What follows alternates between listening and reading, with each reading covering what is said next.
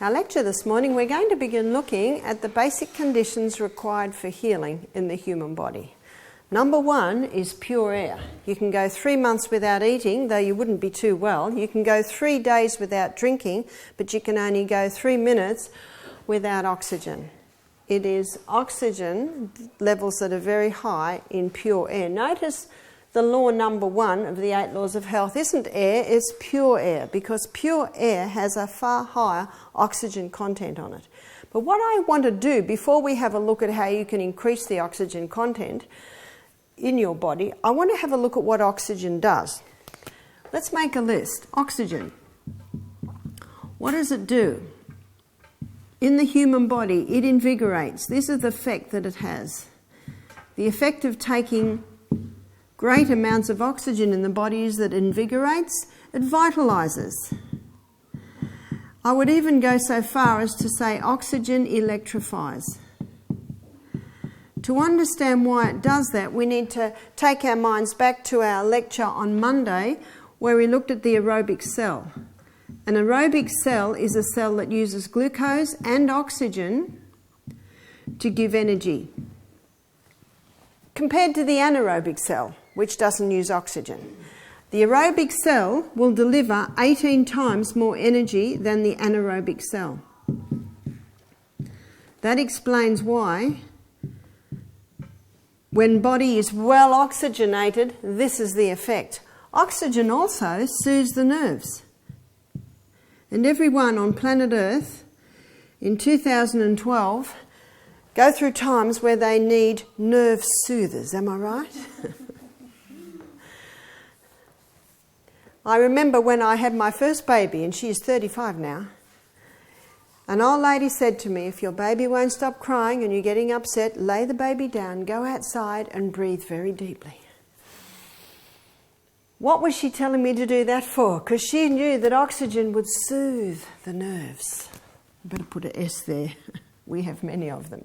How do you know when someone's getting a little bit irritated? You hear them go, yeah? Do you know, they don't know why they do it, but the body's actually saying, well, they're going to blow a fuse, take a blast of oxygen. On the other hand, what does lack of oxygen do? Hypoxia is a name, a medical term for lack of oxygen. The severe symptoms for lack of oxygen are blue top lip, blue fingertips, and the paramedic looks for that. I have a friend who's a surgeon. She says you can tell when you cut into a person if you're into venous blood or arterial blood. Arterial blood is the system taking the blood away from the lungs, goes into the heart, then into the lungs. Venous blood is the blood coming back. You see, oxygen gives blood the red colour. And when the oxygen is gone, the colour of the blood is blue.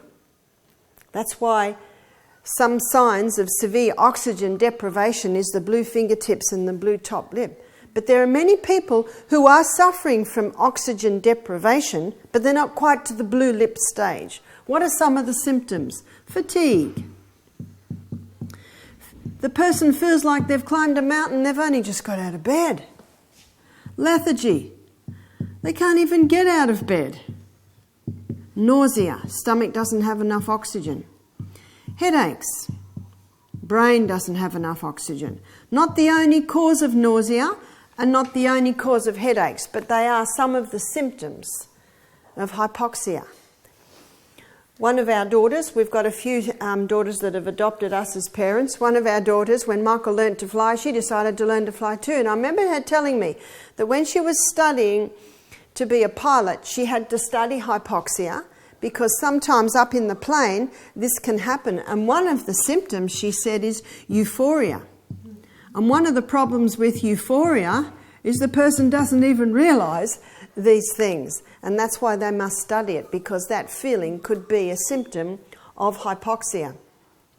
I find that there are many people today that are drifting in the haze that lies between optimum health and severe illness. Do you find so? And when you say to them, how are you? They say, all right, not too bad. What's not too bad? Not too good. How many people, when you say, how are you? How many people say, fantastic? If people said that, you'd probably go, Yeah. I don't know about you, but I'm not interested in just existing. I want to live. Live life to its fullest and experience, this right till the day I die. There is no reason why not. They've given this a name. It's called chronic fatigue syndrome. Chronic fatigue syndrome has one cause. It's lack of oxygen.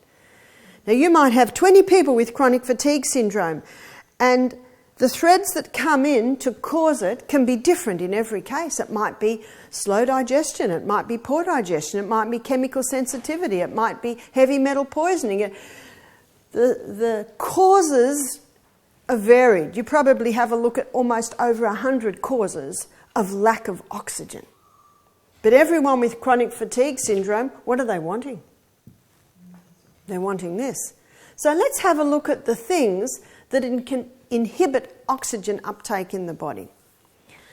And let's have a look at the things that boost oxygen uptake in the body.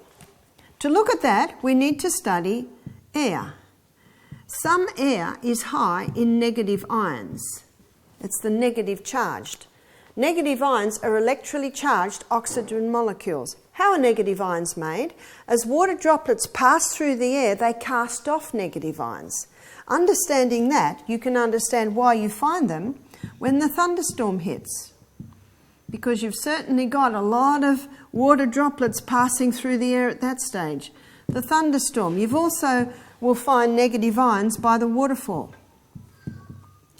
You'll find negative ions by the sea. The waves of the sea are constantly creating, that shouldn't be there, constantly creating negative ions in the pine. So you'll also find high negative ions in the air at a pine forest.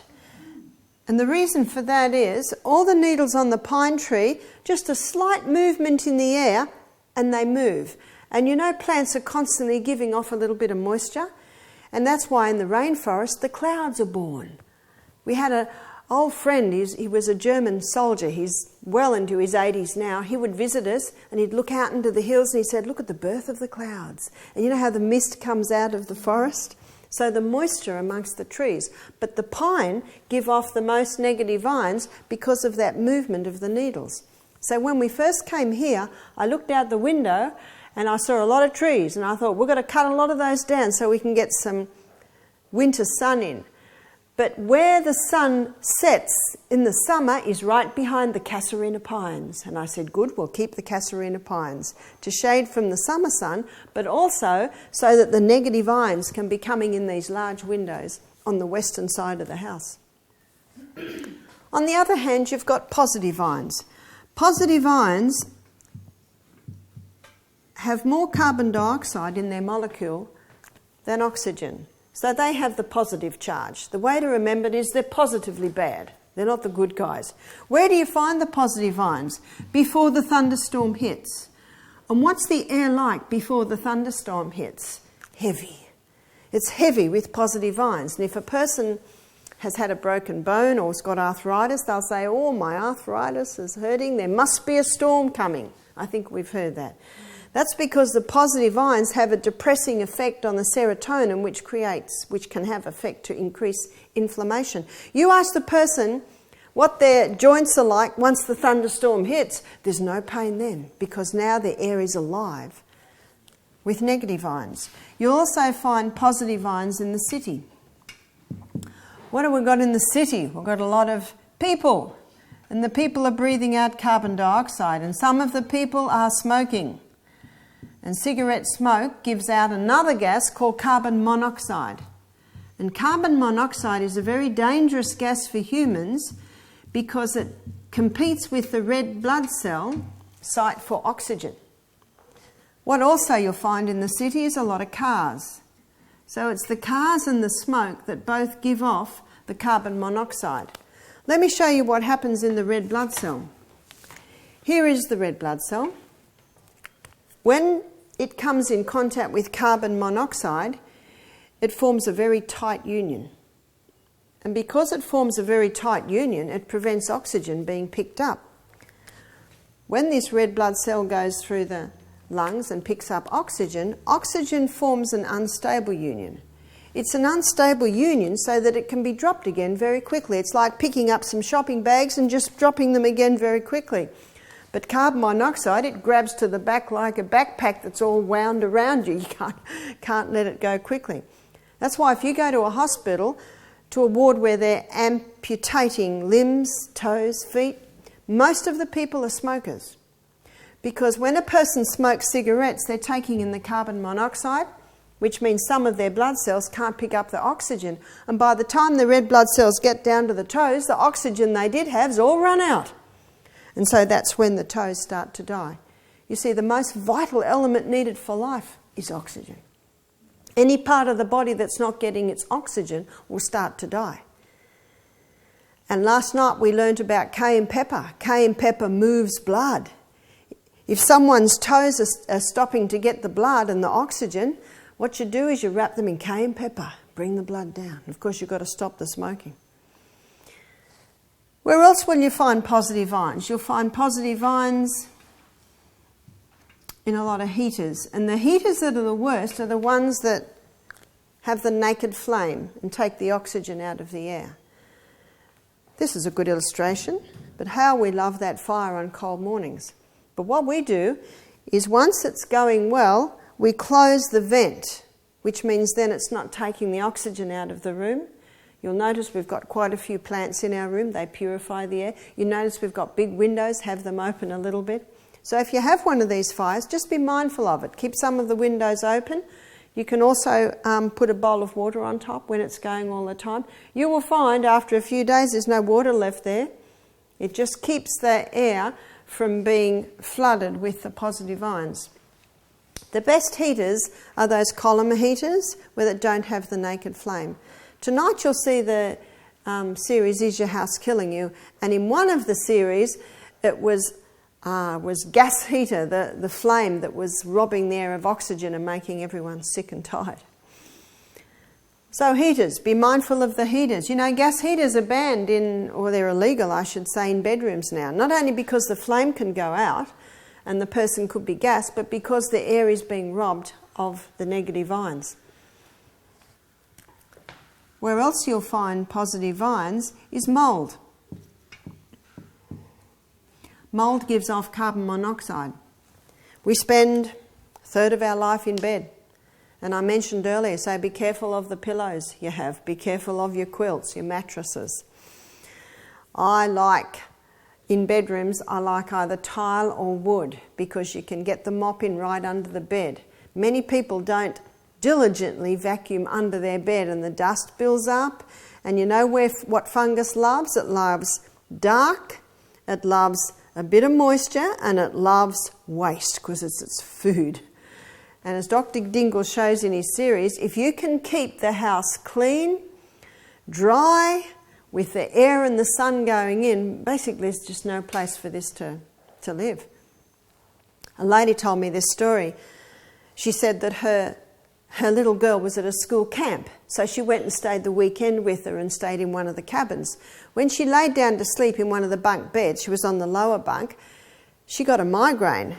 And she had a terrible night because of this head. She could barely sleep. And she got up in the morning, she left the room, and the head eased. That night, the same thing happened. She just walked into the room. And she went and got a girlfriend. She said, I don't know what it is in this room. She said, I just come in and I get this headache. And her girlfriend said, let's have a look at this mattress. They picked up the mattress, and it was just a little foam mattress on chipboard. And underneath the chipboard had black mould on it. The mattress had black mould on it. Now, every time someone sleeps on that, we lose a lot of water when we sleep. The water's coming out of the body, and what's it doing to that mould? Just feeding it. That's why the bed always should have slats or wire so that the moisture that you lose in the night can actually be evaporated. And that's also why you should try and get your mattresses out in the sun. At least once a year, ideally twice a year. Dr. Dingle, he says you get the vacuum cleaner and you vacuum clean your mattress. Be very mindful of that. That's why we never buy mattresses from the second-hand shop, do we? Always buy clean mattresses and try and replace them I guess it all depends on how clean and airy and dry your bedroom is. Obviously, they can be maintained. But many people wake up in the morning miserable, no energy, because of the air that they're breathing in the night. And because they have no energy, what do they reach for? Australia's darling drug today, coffee, to try and give them a little bit of a lift. If someone says to me, "Oh, I love my coffee, it just gives me that lift in the morning," you know what my next question is? Why do you need a lift? You see that? And that's why you have to put the detective hat on and find out what it is. Is there something in your bedroom that is responsible for you waking up with low energy levels? Now, if a person goes to bed late and has a huge meal before they go to bed, well, we know why. They have no energy levels. And that's why you have to tick the box. You know, have I done this? Have I checked this? Have I checked that? But mould gives off the carbon monoxide, creating the positive ions. You can do a lot to increase the oxygen content of your body by just being mindful of the air that you're breathing. You can even buy little waterfalls to put in your lounge rooms now, can't you? We were at I was in Mildura last week, and we went to a Thai restaurant, and they had this magnificent waterfall. You know, it was just wires, and the water runs down the wires. That's creating your negative ions. There's something else that can inhibit the oxygen content in the blood, and that is hydration. Something most people would never think about. One morning, I looked at the blood slide of a lady at 9 o'clock in the morning, and her blood looked like that. I always presume I've spoiled the slide. 5 blood slides later, the blood looked like that. I said, "Have you had any water to drink this morning?" She said, "No." You see, we would lose between 2 to 3 cups of water every night. That's why that lady had that terrible situation with that mouldy mattress. I said, "What have you had?" She said, "I've had a cup of tea." Now, many people think they're hydrating themselves with a cup of tea, but tea contains tannin, it contains some caffeine, both dehydrating agents. And if you put that pure white crystal in as well, called sugar, you got 3 dehydrating agents. So if a person wakes up in the morning and has a cup of tea, at the end of that cup of tea, they're more dehydrated than before the cup of tea. Ooh. I said, "What else did you have?" She said, "I had a banana." Now, a banana would have fluid in it, but did you know that your body needs 2 cups of water to produce enough hydrochloric acid to digest the meal? So if you have 3 meals a day on Monday, on Sunday you have to have at least 6 cups of water just to supply the hydrochloric acid to break down the food for the next day. Whew. I said to her, "I cannot read your blood." It's all cut. And by the way, when this red blood cell goes through the lungs, how much oxygen does it pick up? When that goes through the lungs, how much oxygen does it pick up?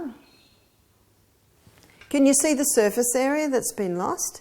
So a person can be suffering from chronic fatigue syndrome because they're dehydrated. And dehydration doesn't just mean not drinking enough water. Dehydration can mean the person's having too much of the stimulants which cause dehydration. Also medication. Medication severely dehydrates. I know when I was a psych nurse, I could always tell if someone was a lot of medication. When they speak, their mouth is sort of sticky.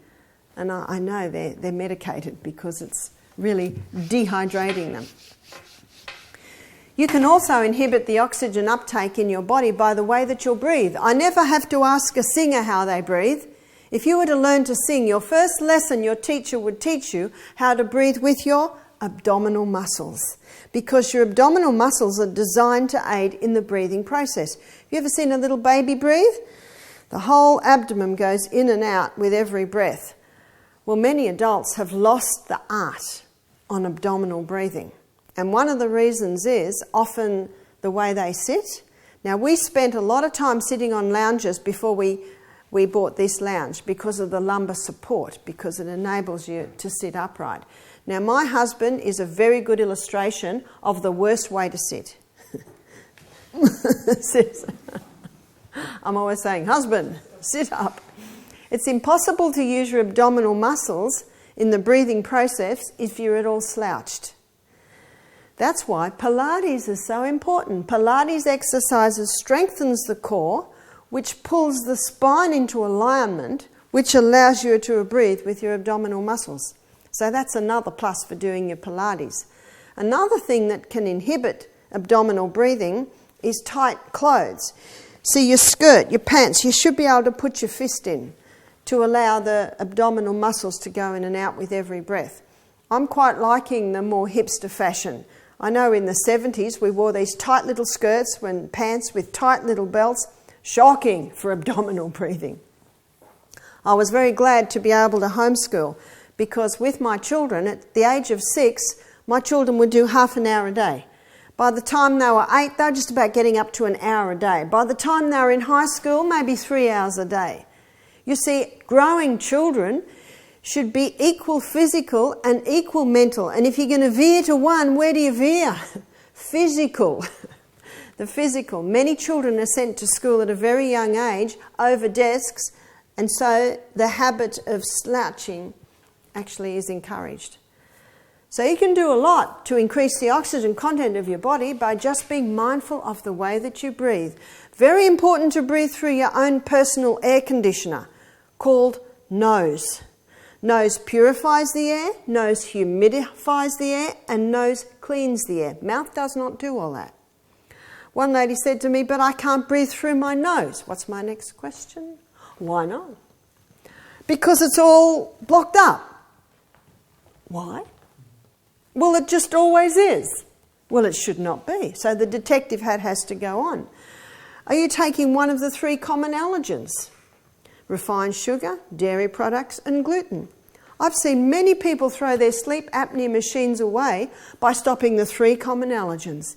If someone has sleep apnea, it's usually because of one of 2 things, or maybe a combination: carrying too much weight, so at night the fluid sort of comes up near the chest department, or they have an allergy, and so there's always mucus around. We had a 35-year-old guy do our program. On the second night, he stopped using his sleep apnea machine. I talked to him 6 months later, and he still has not used it. He had an allergy to gluten, and he had an allergy to dairy. And whenever he ate those foods, because he had an allergy to them, the body would build up this mucus in this area. You see, in China, they never even heard of tonsillectomy, taking the tonsils out. And still in the country regions that eat the native food, there's no tonsillitis. But you go to the city now, where they're eating what Time magazine calls the meat-sweet diet: high meat, high dairy, high gluten, high refined, high sugar. The tonsillectomy figures are exactly the same now as in the Australian cities. Interesting. You know what the tonsils are? They're just the watchman at the gate. They're saying, do something, something's wrong here. So what do? Just take the watchman at the gate out? Who's going to call out now and tell you something's wrong? They're the largest lymphatic or vessel that goes straight out of the body. And God didn't make a mistake when he put them there, yeah? Remember, keep your 6 trusty serving men with you everywhere you go. Why? Why is it happening? You can see by what we've discussed this morning that you can do a lot to increase the oxygen content of your body by just being mindful of the air that you're breathing, the way you're breathing, using your own personal air conditioner, and by how hydrated you are. Very important subject, especially when you realise that cancer cannot live in the presence of oxygen. That statement alone means we should be looking at how we can get more oxygen into our body. The most powerful way to oxygenate your body is exercise. And it's so important, I'm going to devote a whole lecture to that on Friday. The next law of health is sunshine.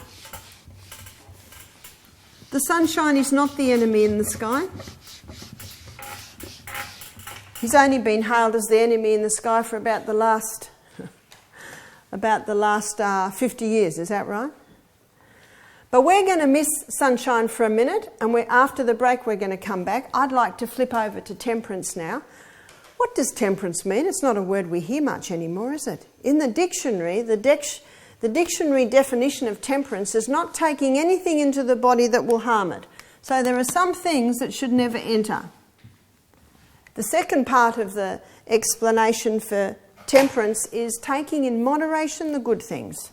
So moderation. Some people say, moderation in all things. Would you say moderation in cyanide? Would you say moderation in arsenic? There are some things that should not enter the human body if you're looking for optimum performance. So we'll start with moderation. All good things, even good things, can become poisons if overdone. I have a book by a Dr. William, I'll remember his name in a minute, Beaumont, Dr. William Beaumont, on the physiology of digestion. Because of his years and years of research on digestion, he came to the conclusion it's not quality of food that is of the most importance, it's quantity of food. He showed that even good food, even that food you had for breakfast, which was prepared in the best way, predominantly organic, even if that's overeaten, it can turn to poison in your stomach. He came to the conclusion there's only so many digestive juices released. And if too much food's put in, the body actually just can't deal with them. So all good things should be done in moderation. All work and no play makes Jack a very dull boy. We've come to a strange time on planet Earth where a lot of parents are not teaching their children to work. Have you noticed? Do you know when they love to work? When they're about this big. Encourage it. Oh, but the china will get broken. Use stainless steel. Get unbreakable glass. Because the children love to work when they're little. I had a rule in my home. Child dirties plate, child know how to clean plate. Even if it's just a little one, to get them to carry it. Just something that they're contributing to.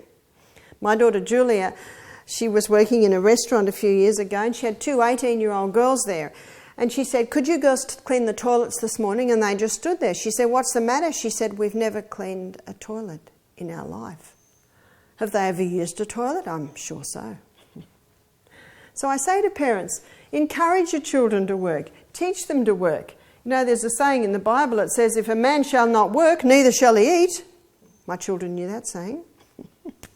And when you teach your children to work, you've now got time to play with them. It should be a balance of all of these.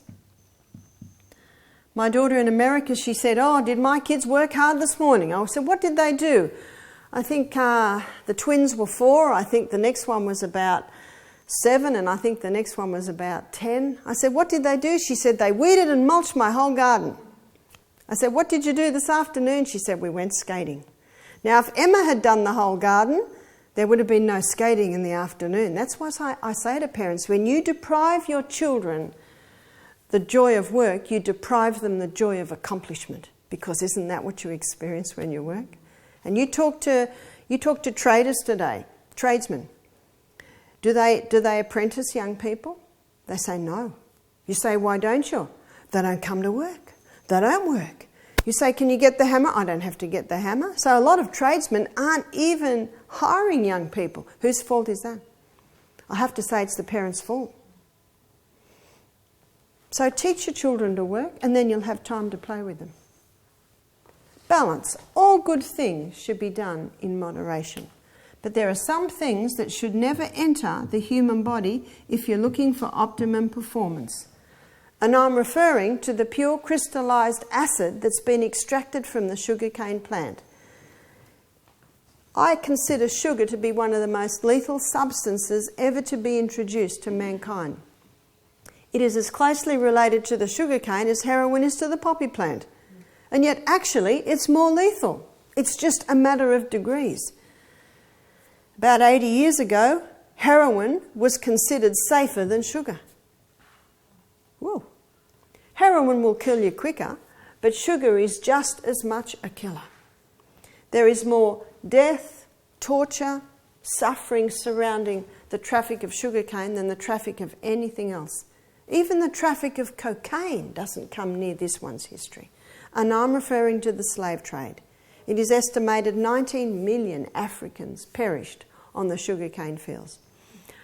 Some black countries won't touch sugar because they say it's tainted with the blood of their ancestors.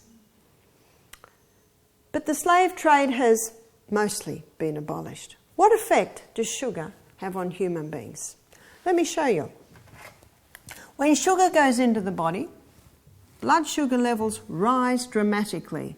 Not when sugar cane goes in, because in sugar cane the glucose is all bound up in fibre and it slowly releases it, which is exactly what your brain needs. The breakfast that we served you this morning, even though it was a vegetable breakfast, it had a lot of glucose in it, but it was all bound up in fibre, and it's going to slowly release glucose, your number one fuel, all the way to lunch. That's what fibre does. But when it's extracted and put into foods, blood glucose levels rise dramatically. Brain says, whoa, overload, danger. Quick, pancreas, release insulin. You see, high glucose demands high insulin. Insulin is the hormone that gets the glucose out of the blood and into the cell or into storage. So very quickly blood glucose levels start to drop. But because it was a crisis and more insulin was released than it really should have been, blood glucose levels are dropping.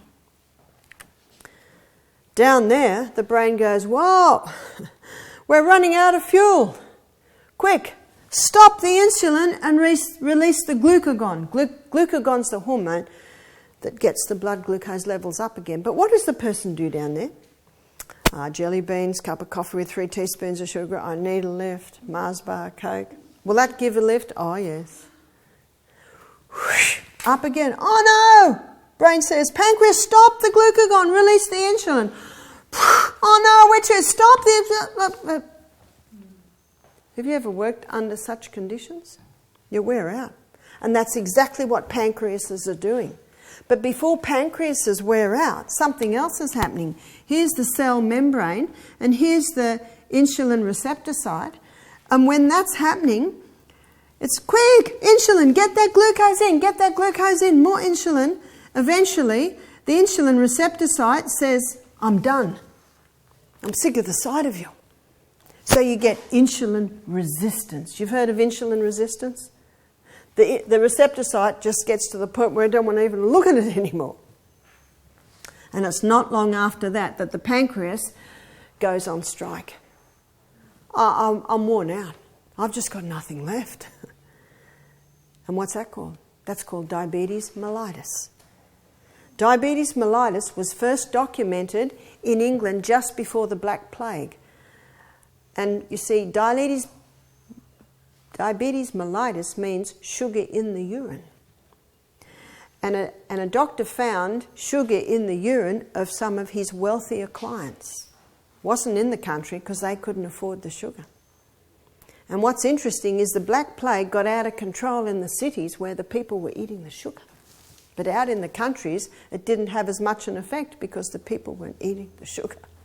And these microbes flourish where there's a lot of sugar around, whether it be in the body or out of the body. So we've got pancreases wearing out in Australia to the point of 400 diabetics are diagnosed daily in Australia. That's scary, isn't it? That's epidemic proportions. Hippocrates has got no mention of it in his writings because sugar wasn't well established when he was doing his writings. Wow. A lady got quite upset with me one day when I said, before sugar was well established, there was no diabetes. She said, what about the children who were born with diabetes? Why? Why is a child born with diabetes? That means a child's born with a very weak pancreas. Why? Because of the parents' sugar abuse and their parents' sugar abuse. In Australia today, we've got 5 generations of sugar abuse. Let's go back 100 years where the cart took all the supplies out to the country homes. There were big sacks of white flour. There were big sacks of white sugar. When I was a little girl and there was a fete, those of my era, what was it, the fete? Toffees, toffee apples, fairy floss, Anzac biscuits. Anzac biscuits don't go splat until they've got heaps of sugar in them. But I tell you, the consumption of that is nothing compared to the consumption of Aussies today. We'd have fetes twice a year. The amount of sugar that we ate at that fete, kids are eating every day today. That's the scary thing. On Saturday morning, when we look at the mind, I'm going to go in a little bit more detail on how sugar affects the functioning of the brain. But what I'd like to do now is introduce you to its deadly mate. I call them the deadly duo or the dangerous duos. You can call them the DDs. Caffeine. When I was in America last April, a lady gave me a book called Caffeine Blues. Fascinating book. It's in the bookshelf. I always have spoken against caffeine, but I tell you, this book opened my eyes even to a greater depth. And what I want to show you is how he explains, because I think he explains it in an interesting way, of how caffeine affects the body. This is the nerve cell. You have 1 trillion of these in your brain, and these are the receptor sites. You see, these nerve cells don't touch each other, they communicate with each other by little chemical messengers. This is the arm where the messages come out into the little boutons, and then the messages are released and they communicate with the dendrites of another nerve cell. One nerve cell has the ability to communicate with 20,000 other nerve cells. Wow. So the chemical messengers come in.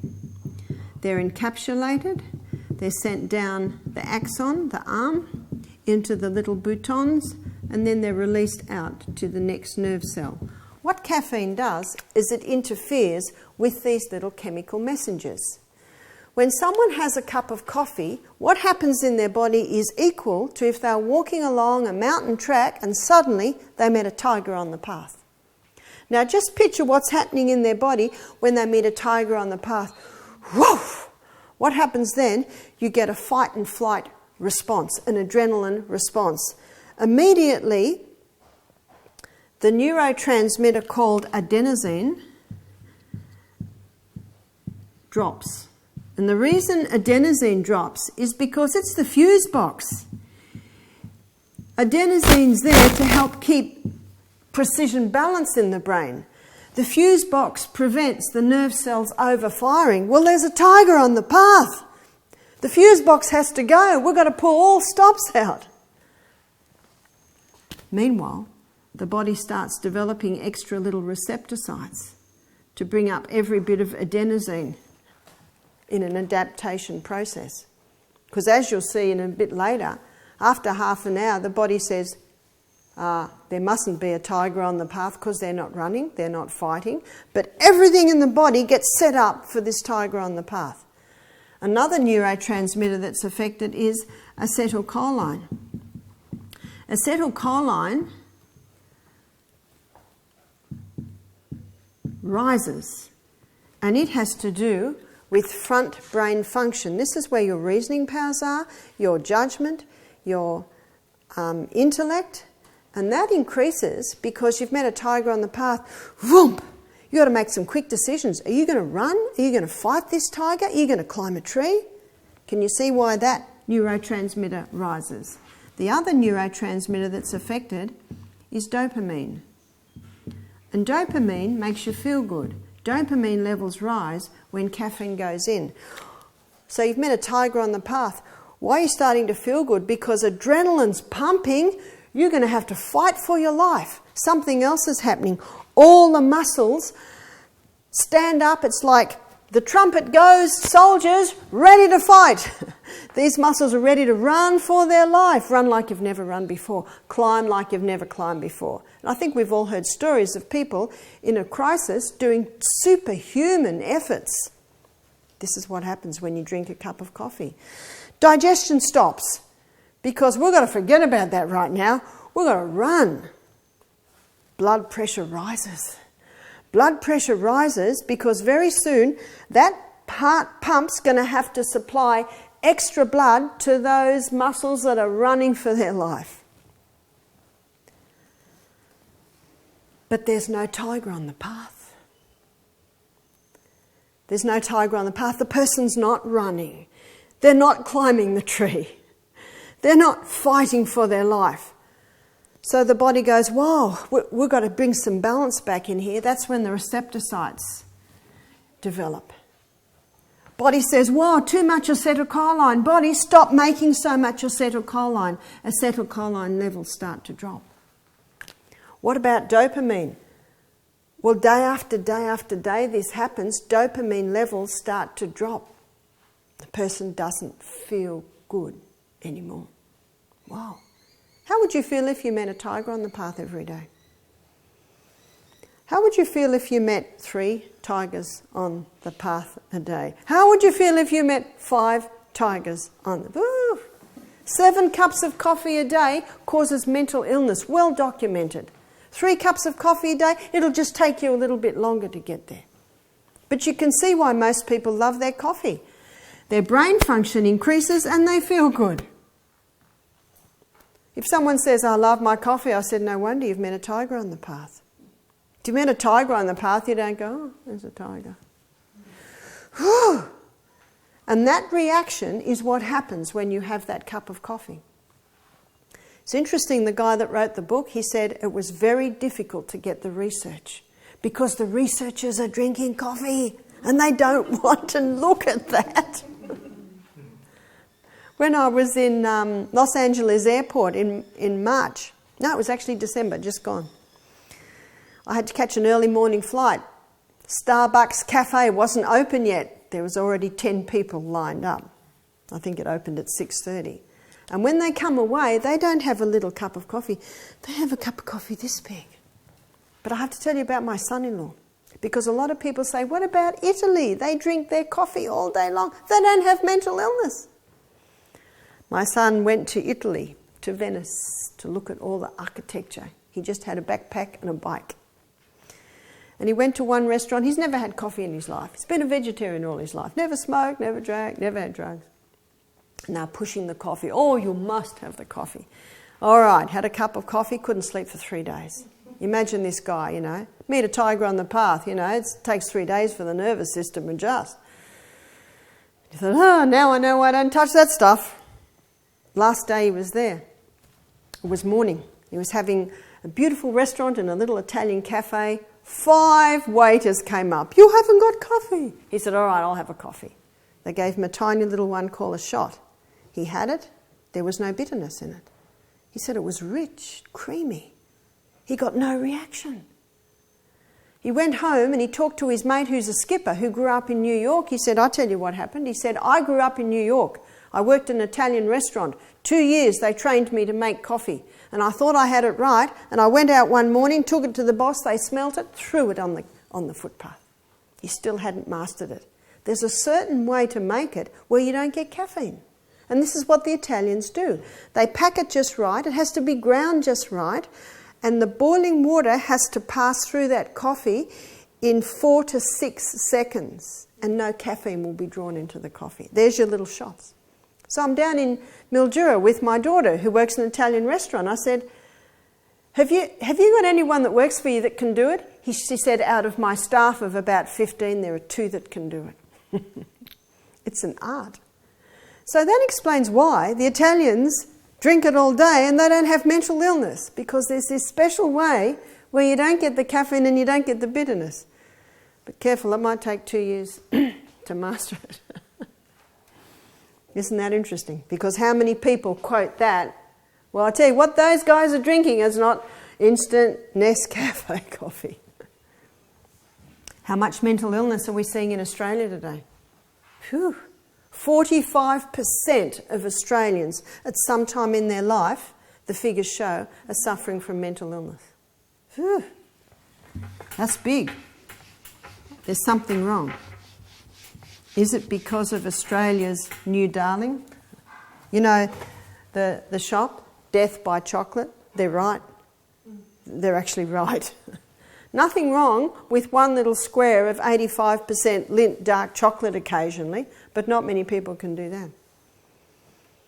Every year, and 4 registered nurses have told me this at different times over the last 15 years, every year children are admitted to casualty with chocolate poisoning. That one doesn't reach the newspapers, does it? Mercury. Mercury is neurotoxic. So any dentist that tells to you there is no scientific research to show that there's anything wrong with mercury, why is it classified as neurotoxic? It is one of the most toxic metals. Now, it's such an interesting metal. It's the only liquid metal. And I think as children, maybe most of us, a thermometer broke, and it's such an interesting thing to play with. But it's a neurotoxin. You've heard of mad catter's disease? The hatters used to put mercury on the felt hats because it's a fungicide. Oh, it's a fungicide, all right, it'll kill everything. And they went mad because through the pores of their skin, the mercury was going in. In America, mercury was banned for 150 years.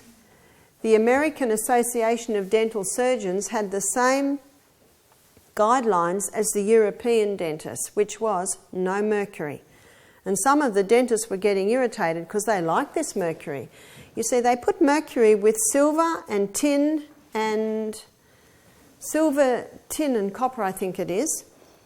And there's very little sensitivity to silver. You know, something like 10% of people are, but there's a high sensitivity to mercury. And when they put the mercury filling in the mouth, it sort of molds to the tooth and then sets, and that's why the dentists love it. And it's antimicrobial. It's antimicrobial, all right. It's anti-life. So a group of dentists in about the early, I think it was very early 1900s, they formed the American Dental Association. It's called the ADA, and they used mercury. So this substance that had been illegal for 150 years, they legalised it, just because they had quite a few dentists and they had a bit of push. Something that was banned now became legal. Did it suddenly become safe? No. History shows that within 6 months of mercury fillings being used in France, the first case of multiple sclerosis was documented. What's multiple sclerosis? This is the myelin sheath. It's a protective sheath around the arm that takes the messages out. When that myelin sheath deteriorates, there's your multiple sclerosis. Dr. Hal Huggins has written a book called Solving the MS Mystery, and he shows the clear link between mercury and multiple sclerosis.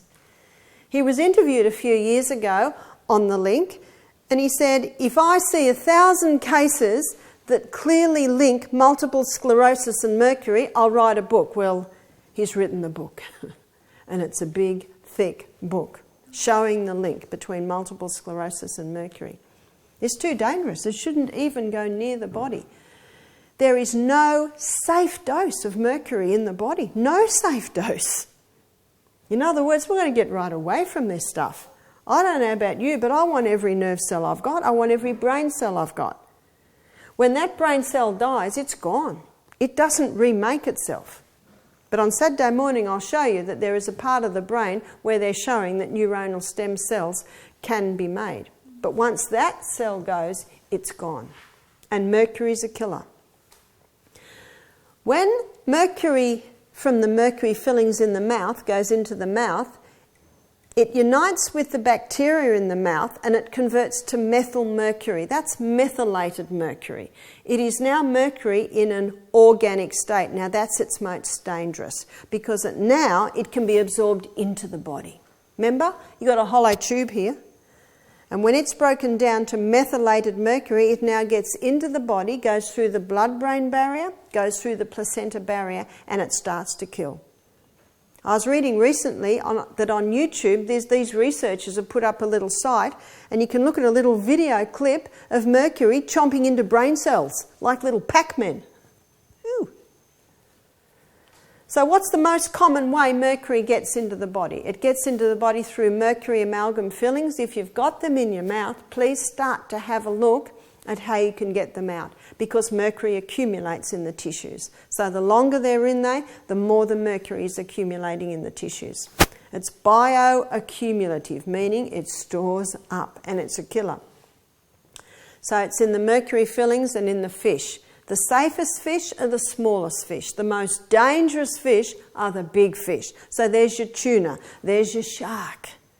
So if you like fish, go for the small ones, go for the top swimmers and make it a rare treat, not a regular part of the diet. But you know the most common ways today, because a lot of people are aware of the danger of mercury in fish and in the mercury fillings, a lot of people are getting their fillings removed. If the dentist said there's no proof to show there's anything wrong with it, you know, just give them the name Dr. Hal Huggins and say, have a look at this work. A lot of scientific research to show it. They just have not seen it. They do not know it because the people that sell them the mercury fillings are not going to tell them about it, of course. But you see, the other thing about mercury, which is different to all other poisons, it's naturally occurring. And it's in coal. So in the coal-burning fires, the mercury goes into the air and the wind goes and it can travel for a long way. You'll also find it in fluorescent lights.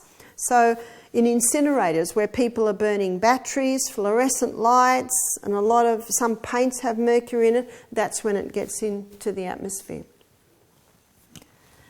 Alcohol is also neurotoxic. These are the two main neurotoxins. Interesting, they were both banned in America for many years. They're both legal in America today. Does that mean they suddenly become safe? No, I'm afraid we're not going to spend time on this dollar sign here, but there's a lot of vested interests that are more interested in the dollar than you or my welfare. Alcohol is neurotoxic. No safe dose of that. The Australian Health Department have issued a warning there is no safe dose of alcohol. It just shouldn't go into the body at all because it's a brain cell killer. And remember, these guys don't recharge. In America today, it's illegal for a young person to drink under 21. And they put adults in jail, parents, for giving their children a drink of wine after a meal. Wow. Even when they're 20. But you can go to America and you see 15-year-olds driving cars. And there's no real danger because they're not drinking while they're driving. Tragedy is, this Saturday and Friday night, there are young people that will die. There are people that will lose their lives because of this. That's why education is power. Many young people think there's fun. That's why I say to parents, show your kids how much fun you can have without it. Drugs. This is bigger today than most people realise, and the body does not know the difference between legal and illegal drugs. All have side effects. There is no drug that does not have a side effect. We hear about chemical warfare. One of the biggest chemical warfare units is the pharmaceutical company. If the body's designed to heal itself, we shouldn't be putting poisons in there. Tobacco. There's some pretty graphic signs on the side of the road today, isn't there, on tobacco.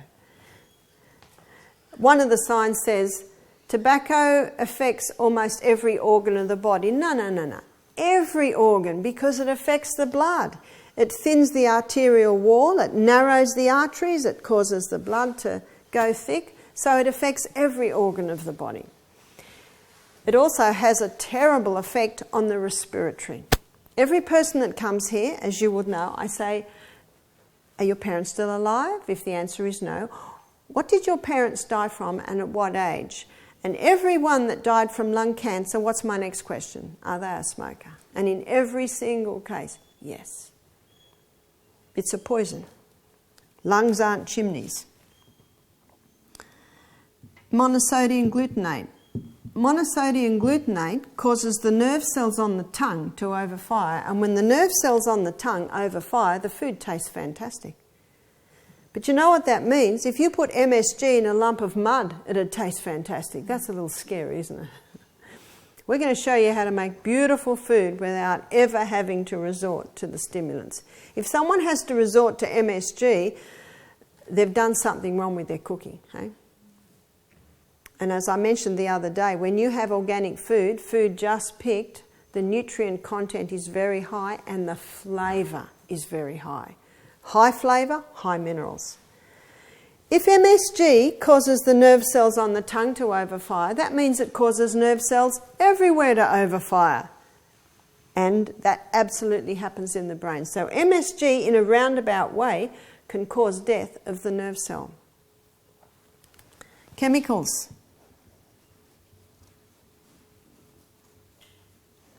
One of the scariest place you'll find the chemicals is in many bathroom laundry cupboards. Many people are using harsh chemicals to clean their stoves, to kill weeds around the house, to even wash their hair with. You know, this kill mentality, everything's got to be antibacterial. Well, anything that has the potential to kill something small has the potential to kill you. Because there are more microorganisms in our body than cells. Keep the house clean, as I said earlier, you don't have to go to the chemicals. And you've heard of elbow grease, just scrubbing. Just scrubbing. You do a maintenance dose on your house, you never have to go to the big guns. You do a maintenance dose on your body, you never have to go there. So get the chemicals out. There are some little books in the bookshelf, Chemical Maze. There are a few little books there that show you what all the numbers mean. It's very important to become number readers and find out what's in the food that you're eating, what's in the shampoo you're using, what's in the toothpaste you're using, what's in the clothes that you're wearing. Very important to have a look at all that, because like the dripping tap on a stone, all of these things come together to cause disease in human beings. Notice that I've put a very socially acceptable list. All of these things are very socially acceptable. There's no need for me to put heroin, arsenic, cyanide there. We all know that they're dangerous. It's a pity that I have to put mercury there, but it's surprising the amount of people that don't realise how dangerous it is. It's a killer and it's a neurotoxin. One of the most dangerous things with mercury is when there's mercury in the teeth and gold, because a chemical reaction happens between them. Gold is not as nasty as mercury. So if you've got gold and mercury, have the mercury out as soon as possible, because the gold, it really doesn't react near as bad. It's not a neurotoxin like mercury is. This is why education is power. Many Aussies are killing themselves without even realising the effect of all of these. I'm going to give everyone a break now. Please have a fun.